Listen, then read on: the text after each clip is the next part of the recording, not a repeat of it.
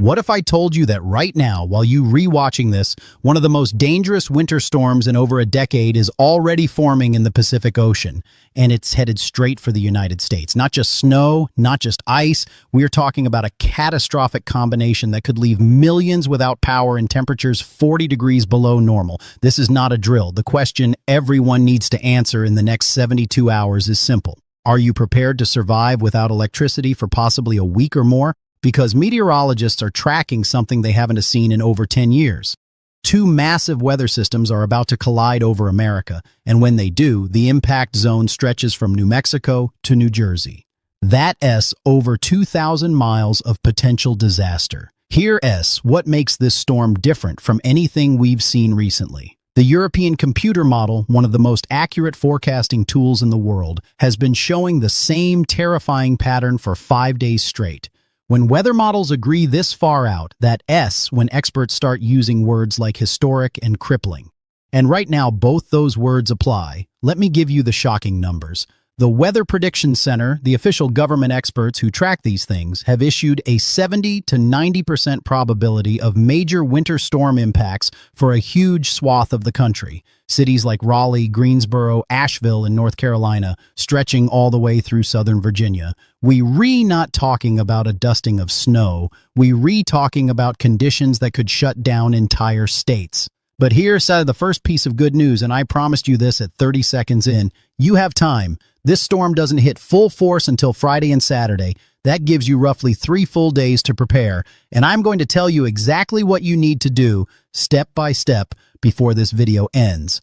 The storm starts Friday afternoon. By Saturday, it's a monster. By Sunday, it could be cranking up the entire eastern seaboard. And then, here's the twist that caught even veteran meteorologists off guard. This isn't just a weekend event. The coldest air on Earth is following right behind this storm. Not the coldest in America, the coldest on the entire planet. And it's going to settle over the United States and stay there for potentially 2 weeks. Think about what that means. If you lose power during the ice storm, you'll be dealing with those power outages and temperatures that could break records for cold. This is the kind of setup that puts lives at risk. Now, you might be wondering, how do we know this is really going to happen? Fair question. Let me walk you through the science, because understanding why this storm is so dangerous will help you understand why preparation isn't optional. There are 2 pieces of energy creating this monster. Meteorologists call them the northern stream and the southern stream. The northern stream is bringing Arctic air, the kind of cold that makes your skin burn if you were outside for more than a few minutes. Right now, that air is sitting over Canada. It's part of the polar vortex, and it is about to dive south. At the exact same time, the southern stream is pulling moisture up from the Pacific Ocean through California and across the southern states. When you combine record-breaking cold air with massive amounts of moisture, you get exactly what we're seeing on every single forecast model: historic snow and catastrophic ice. Here's where it gets technical, but stay with me because this is important. The energy for this storm is still out over the Pacific Ocean right now. Some people might think that's bad news, like we don't know enough yet. But it is actually good news. It means meteorologists can continue to track it, get more data, refine the forecasts. Weather balloons will start sampling this system as it moves inland. We'll know more precise details about timing and totals by Thursday and Friday. But here's what we already know for certain. This storm is happening. The only questions left are exactly where the worst impacts will be and exactly how much snow versus ice different areas will see. Let me show you what the models are predicting right now. Remember, these are forecasts, not guarantees. But when multiple sophisticated computer models all show similar outcomes, you pay attention. The GFS model, that's the American Forecasting System, shows snow beginning Wednesday across parts of the country. But Friday afternoon is when everything changes. A record-breaking high-pressure system starts funneling Arctic air southward. It catches up with that moisture-rich low-pressure system from the Pacific, and boom, instant winter disaster. By Friday night, the model shows snow and ice developing from Texas all the way to the mid-Atlantic. Heavy bands of precipitation. Some areas could see snowfall rates of 1 to 2 inches per hour. That's the kind of snow that accumulates faster than plows can clear it. Saturday is when the storm reaches peak intensity. The European model shows the system absolutely exploding as it moves east. Imagine standing outside and watching snow fall so hard you can barely see 10 feet in front of you. Now imagine that happening across multiple states simultaneously. But here is the detail that has me most concerned, and we're going to talk about this in depth: the ice. While some areas will get buried in snow, other areas are going to get something worse, much worse. Freezing rain. The line between snow and freezing rain is incredibly thin. It often comes down to just a few degrees of temperature difference. And right now, the models are showing that line cutting right through some of America's biggest cities: Dallas, Atlanta, Columbia, South Carolina. These are cities that could see ice accumulations measuring not in fractions of an inch, but in full inches. 1 inch of ice doesn't sound like much until you understand what it does. 1 inch of ice can snap power lines like twigs. It can bring down massive tree limbs. It can make roads completely impassable, not just difficult to drive on, but physically impossible to travel. And it doesn't melt quickly, especially when you have record cold air moving in right behind the storm. The blend of all forecast models, which gives us the most reliable estimate, is already showing ice accumulations of 1/2 inch to potentially over an inch across northern Louisiana, southern Arkansas, eastern Texas, and into the Carolinas. But some individual models are predicting even worse. Some show nearly 2 inches of ice in parts of South Carolina. Let me put that in perspective. 1/2 inch of ice is enough to cause widespread power outages. 1 inch of ice can black out entire regions for days. 2 inches of ice is catastrophic. It's the kind of event that makes national news. It's the kind of event where FEMA gets involved. And remember what I said about the cold air following this storm? Let's talk about that now, because this is where the real danger multiplies. The coldest air on Earth is currently sitting over the Arctic, and it's about to drain south across North America like water flowing downhill. By Saturday morning, the Midwest could see temperatures 40 degrees below average. That is not 40 degrees Fahrenheit total. That's 40 degrees colder than normal for late January, which is already one of the coldest times of the year. The models show this Arctic outbreak settling in and staying put, not for a day or two, for potentially 2 weeks or longer. Some ensemble forecasts keep brutally cold air locked over the United States through mid-February. Now imagine this scenario, and this is what keeps me up at night. You live in South Carolina or North Carolina or Virginia. The ice storm knocks out your power Friday night or Saturday. Tree limbs are down, power lines are down, road crews can get through to clear streets, and the temperature drops to 10 or 15 degrees, maybe lower, and stays there day after day after day. That is not just an inconvenience. That is a survival situation, especially for elderly people, especially for people with medical conditions, especially for anyone who doesn't have a backup way to heat their home. This is why I am talking about this storm 3 days before it arrives. This is why weather experts are using urgent language, because the combination of ice, snow, extended power outages, and extreme cold is genuinely dangerous. So what do you need to do right now? Let me give you the specific action steps. First, prescriptions. If you or anyone in your household takes regular medication, get those prescriptions refilled today or tomorrow. Don't wait until Friday. Pharmacies might be closed or inaccessible by the weekend. Second, food and water. You need at least 1 week's worth of non-perishable food. Things that don't require cooking or refrigeration. Canned goods, crackers, peanut butter, protein bars. Don't forget about your pets if you have them. And water. At least 1 gallon per person per day for a week. That is 7 gallons per person minimum. Third, heat. How will you stay warm if the power goes out? If you have a fireplace, stock up on firewood now. If you have a generator, test it today. Make sure you have fuel. Make sure you know how to run it safely, never indoors. If you don't have either of those, think about alternative plans. Can you layer clothing? Do you have sleeping bags rated for cold weather?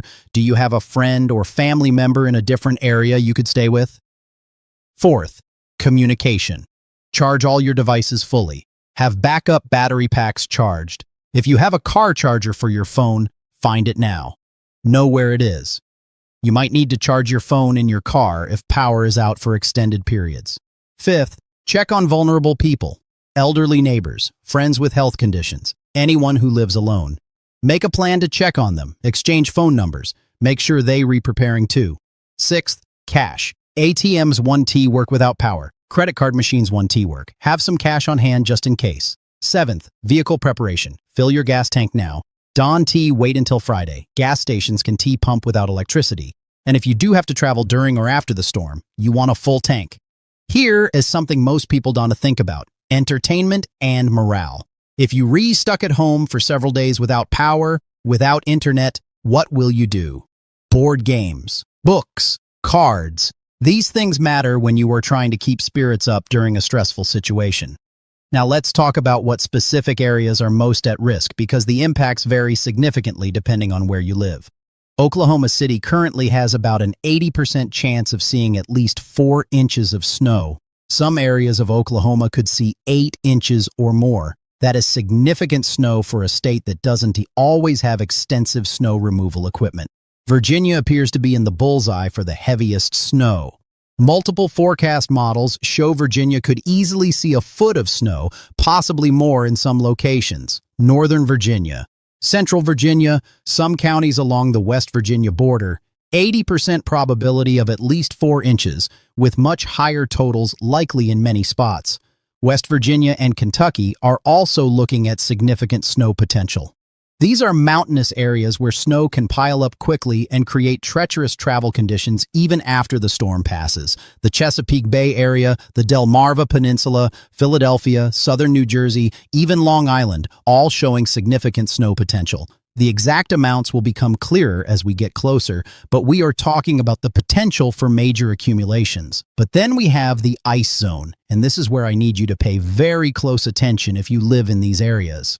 Dallas-Fort Worth, the Texarkana region, the border areas of Arkansas, Louisiana, and Texas, northern Mississippi.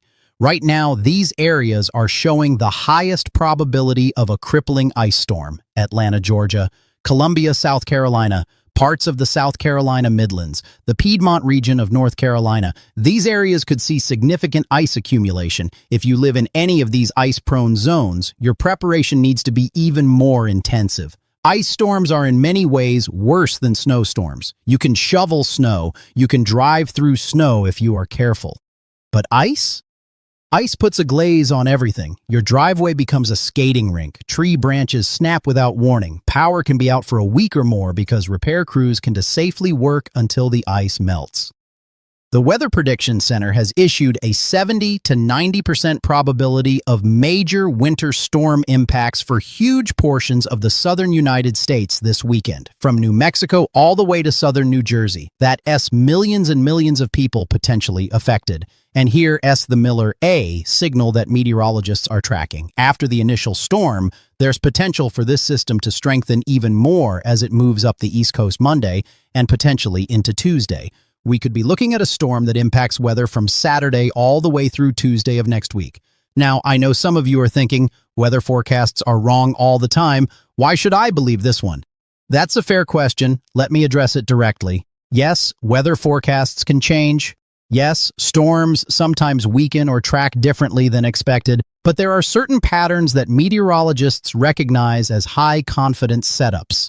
And this is one of them. When the European model, the GFS model, and the ensemble forecasts all agree on the basic pattern days in advance, that's significant. These aren't just one or two model runs showing this. This has been consistent across multiple update cycles. The energy sources for the storm are well defined. The Arctic air mass is real and it's massive. The moisture source is clear. The timing might shift by a few hours. The exact placement of snow versus ice might shift by 50 or 100 miles. But the overall setup for a major winter storm is as clear as these things get days in advance. So when I tell you to prepare, I am not being dramatic. I am not trying to scare you for views or clicks. I am looking at the same data that professional meteorologists and emergency managers are looking at. And they re-preparing too. State emergency management agencies across the southern United States are already activating their operations centers. Power companies are moving crews into position. Salt and sand supplies are being staged. These preparations are happening because experts who do this for a living see what's coming. Let me give you the timeline one more time, clearly and specifically, because timing matters for preparation. Wednesday. Some snow showers begin in parts of the country. Still mostly rain in southern areas. This is the calm before the storm. This is your last full day to prepare without any weather impacts. Thursday. The setup continues. Arctic air begins moving south. The two pieces of energy start to phase together. If you haven't prepared by end of day Thursday, you are cutting it very close. Friday afternoon and evening, the storm begins in earnest. Snow develops from the southern plains eastward. Ice begins to accumulate in the warm layer zones. Travel becomes dangerous. If you were not already where you need to be by Friday evening, stay put. Saturday, peak intensity. The storm is a monster by Saturday. Heavy snow across multiple states. Significant ice accumulation in the ice-prone zones. Winds pick up, making conditions even worse. This is not a day to be on the roads unless it's absolutely unavoidable and life-threatening to stay where you are. Sunday. The storm continues to move east and potentially intensify further. More areas get pulled into the snow and ice. The Carolinas and Mid-Atlantic really get hit hard, and behind it all, that Arctic air is settling in. Monday and Tuesday. The precipitation may finally be ending in most areas, but now you are dealing with the aftermath. Impassable roads, downed trees and power lines, and brutally cold temperatures that make recovery efforts more difficult and make any remaining power outages dangerous. And then that cold air just sits there. Day after day, the extended forecast shows below-average temperatures continuing for potentially 2 weeks or more. This is what emergency management professionals call a compound disaster. Multiple hazards occurring simultaneously or in sequence, each one making the others worse. The ice brings down power lines. The cold makes power outages dangerous. The snow makes roads impassable. The impassable roads make it hard to restore power. The extended cold keeps ice from melting, round and round. Now, I want to address something important. I don't want you to panic. Panic doesn't help anyone. What I want is for you to prepare rationally and thoroughly. There's a big difference between fear and preparedness. Fear paralyzes you. Preparedness empowers you. Fear makes you feel helpless. Preparedness gives you control over the things you can control.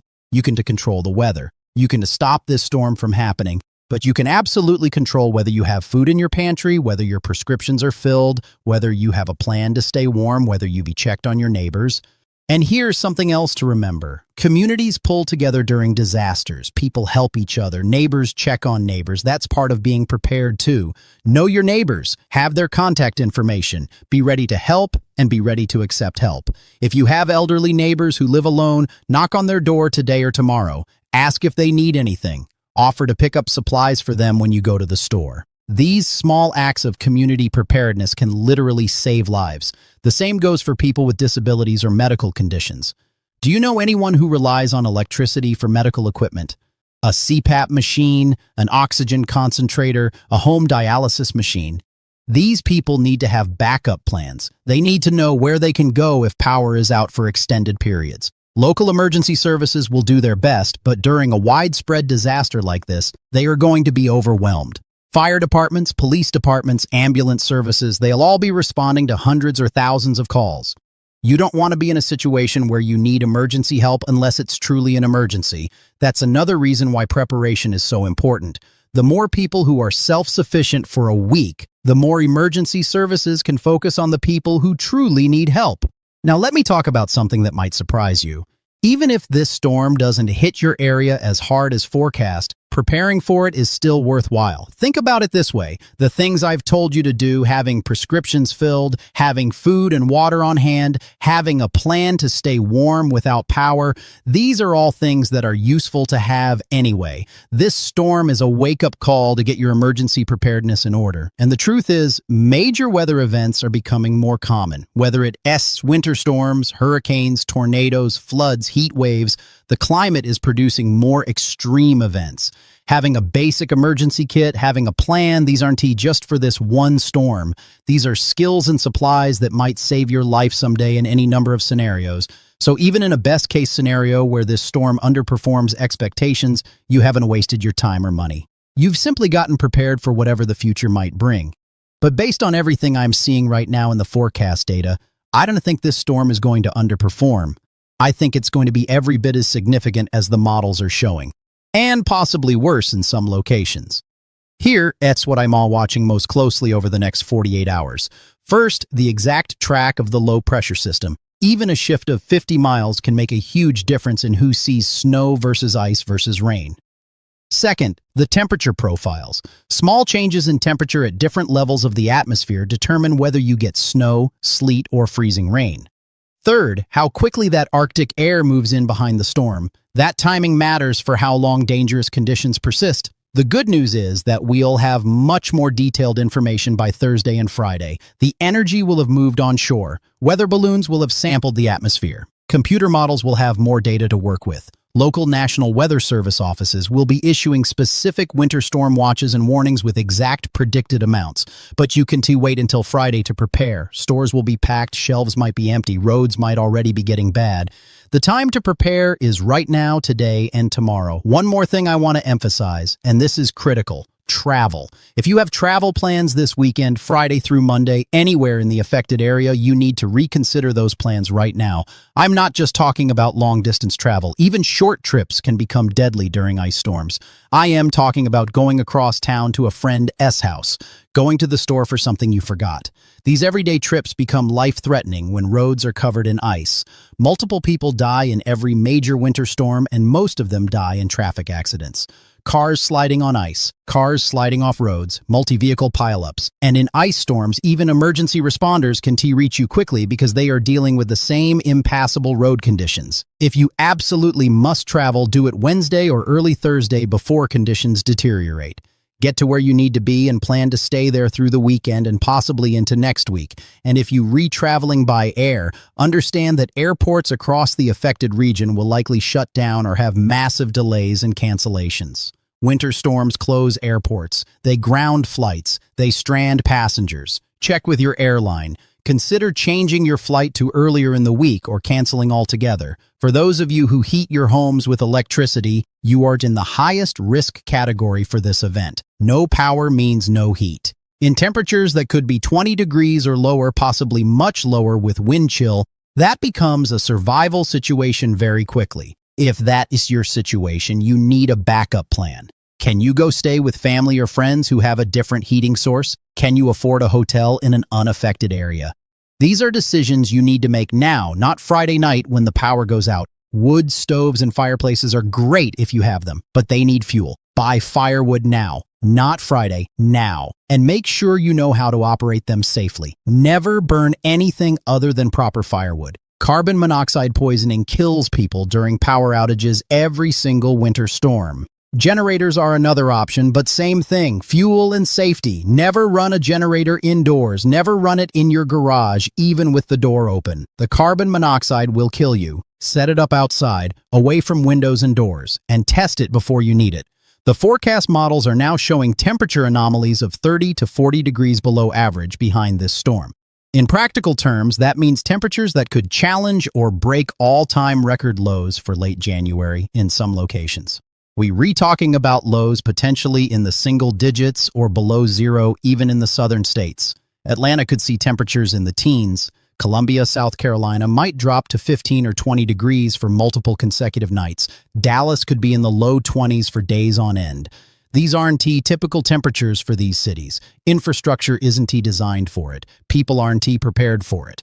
And up north, where cold is more common, they could see temperatures approach or exceed negative 20 degrees with wind chills much lower. That is frostbite in minutes cold. That's burst pipes cold. That has strained the power grid cold. Speaking of power grids, this is another serious concern. When temperatures drop this far below normal, electricity demand spikes. Everyone turns up their heat, and at the same time, ice is knocking down power lines. It's a worst-case scenario for utilities. The Texas grid in particular has vulnerabilities we saw exposed in 2021. That was a similar setup. Ice storm followed by record cold. The grid nearly collapsed. Millions lost power in freezing temperatures. People died, and there is real concern that a similar event could happen again with this storm. If you're in Texas, or anywhere really, but especially Texas, take this warning seriously. Have multiple ways to stay warm. Have multiple layers of protection. Don't rely solely on your electricity staying on. Now, I want to end this with something hopeful, because I don't want you to feel helpless or terrified. You have agency here. You have control over your own preparation and safety. This storm is going to happen. The impacts will be significant for many areas, but humans have survived winter storms for thousands of years. With proper preparation, with community support, with sensible precautions, you'll get through this. The Native Americans who lived through winters in these regions for generations had knowledge and skills we've forgotten. But the basic principles still apply. Stay warm, stay fed, stay together. Modern technology gives us advantages they didn't have.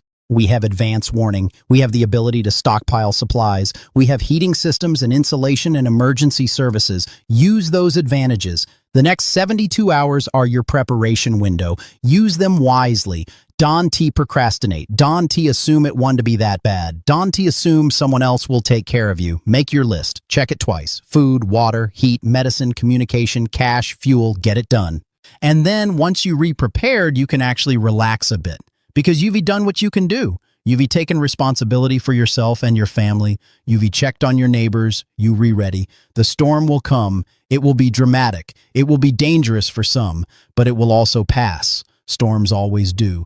And on the other side, we'll rebuild, we'll recover, and we'll be more prepared for the next one. I'll be tracking this storm continuously over the next several days. Updates will be coming frequently as we get new model data, as watches and warnings are issued, as conditions develop. The most important thing you can do right now is prepare. Start today. Don't wait.